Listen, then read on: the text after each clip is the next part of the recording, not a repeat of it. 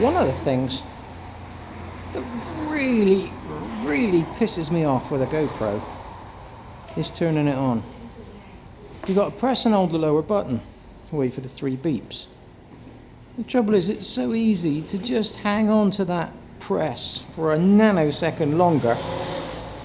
It will go 4 beeps. Now, if you've got a lot of background noise, or like me, you're old and deaf, and you don't pick up on the 4th beat,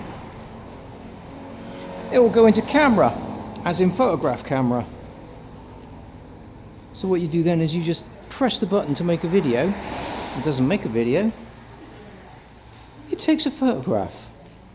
So basically, just now I just did a walkthrough on how to change your brake fluid, but not only how to change your brake fluid, exactly what goes on inside there, and exactly what happens when everything goes wrong inside there, and how to fix it. And I did the same with the rear brake, and oops, I just went to end it, and I noticed all I managed to do was take a sodding photograph.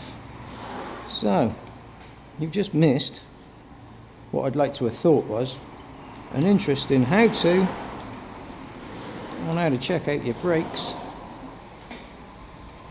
Well, that's not happening now because I've already done it. There is another bit though. One thing that causes a bad brake, brake not working right or no feeling in it, whatever, is your pivot points and your pistons inside there, both of which will be cacked up due to driving around on salty roads. So I've just noticed a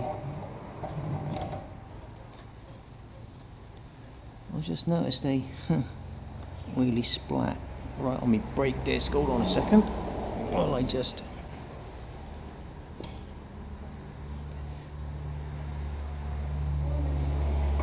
rotate me around.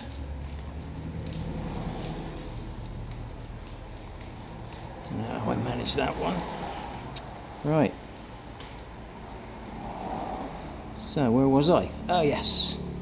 One of the things that will happen is there's 2 pivot points. There's one there and there's one there inside here. And your caliper moves out this way as the pistons go that way, as the pads wear down. Well, one thing you can do is push your piston there. See it moving and squeezing it's bending the disc as well, see? So you want to, quite often you've got to take the caliper off and check it, but because this is all fairly new compared to what I normally drive,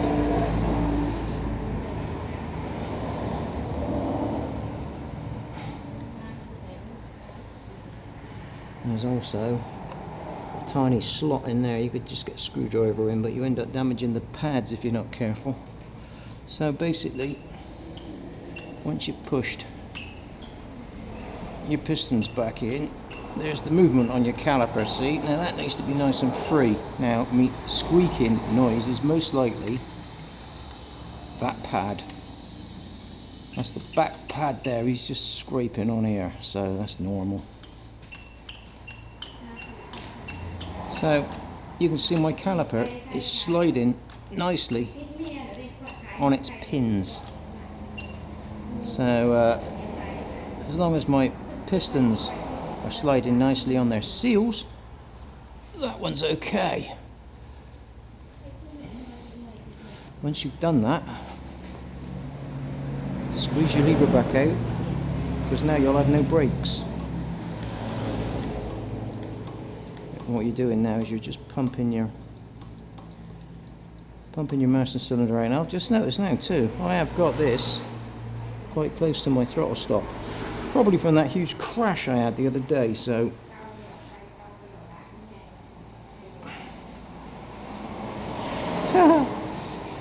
that needs rotating around. There we go. That's better. That was too close to the throttle cables. Right, so that's me brake back out.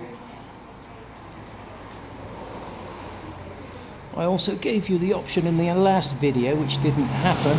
I gave you the option to watch me pump in my rear. Well, I've done that now. But you just see me push the piston back in. Just check he's rotating nicely. So there's your piston just up in there. There's my caliper moving on the pins.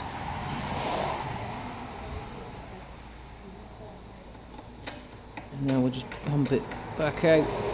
So what that does, when you push the piston back in, it just gives the piston a bit of a lubrication around the seal. If your piston, you can see, I'm going to take this off and show you by hand.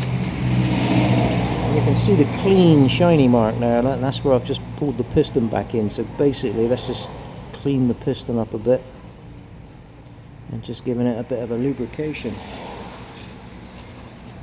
So there you go. A second video showing you what you missed on the first video. Well, apart from the bleeding bit, but the bleeding bit's quite straightforward. Cheerio now.